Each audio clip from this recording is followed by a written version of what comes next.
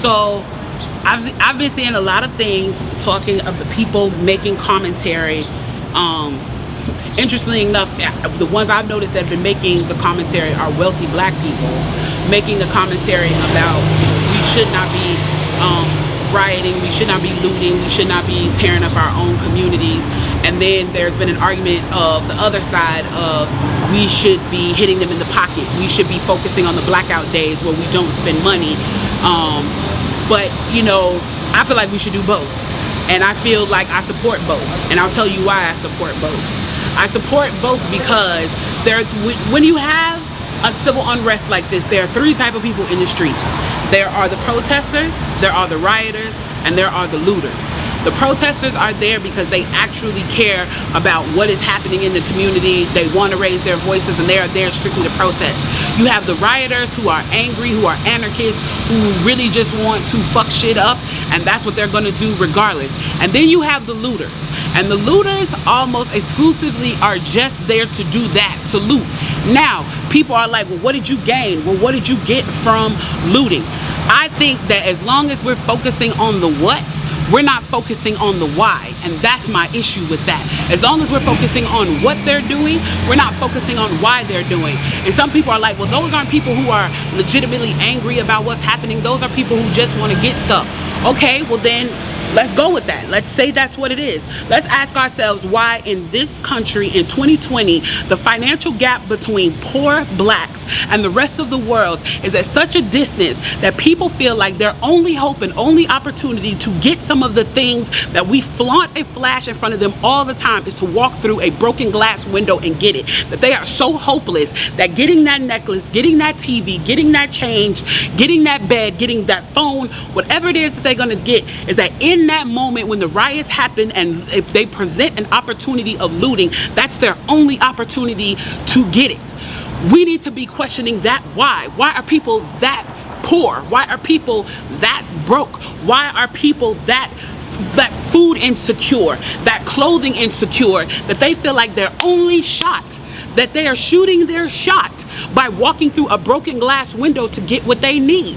And then people want to talk about, well, there's plenty of people who pulled themselves up by their bootstraps and got it on their own. Why can't they do that? Let me explain to you something about economics in America. And I'm so glad that as a child I got an opportunity to spend time at Push where they taught me this, is that we must never forget that economics was the reason that black people were brought to this country.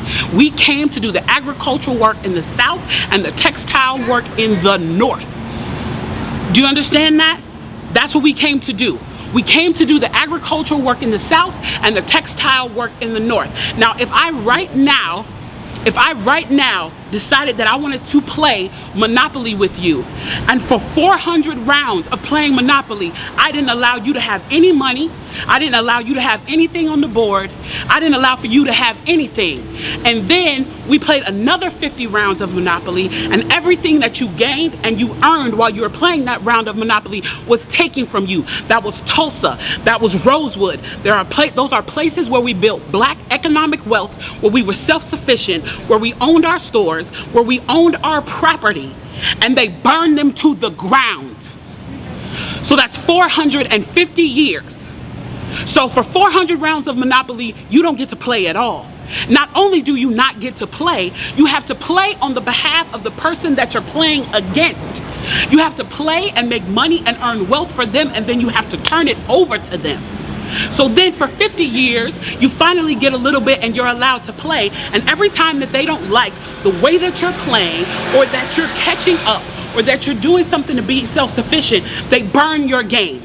They burn your cards. They burn your Monopoly money. And then finally at the release and the onset of that, they allow you to play and they say, okay, now you catch up. Now at this point, the only way you're going to catch up in the game is if the person shares the wealth, correct? But what if every time you share the wealth, then there's psychological warfare against you to say, oh, you're an equal opportunity hire.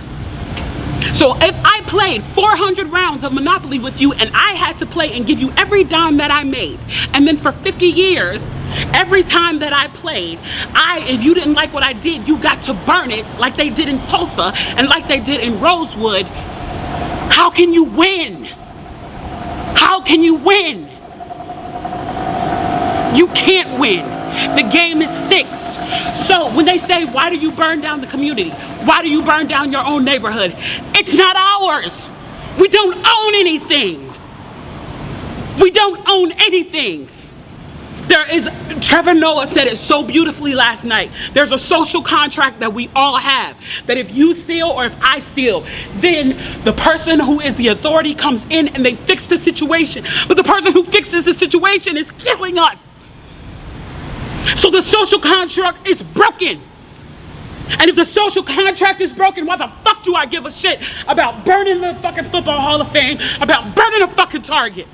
You broke the contract when you killed us in the streets and didn't give a fuck. You broke the contract when for 400 years we played your game and built your wealth. You broke the contract when we built our wealth again on our own, by our bootstraps in Tulsa, and you dropped bombs on us. When we built it in Rosewood and you came in and you slaughtered us.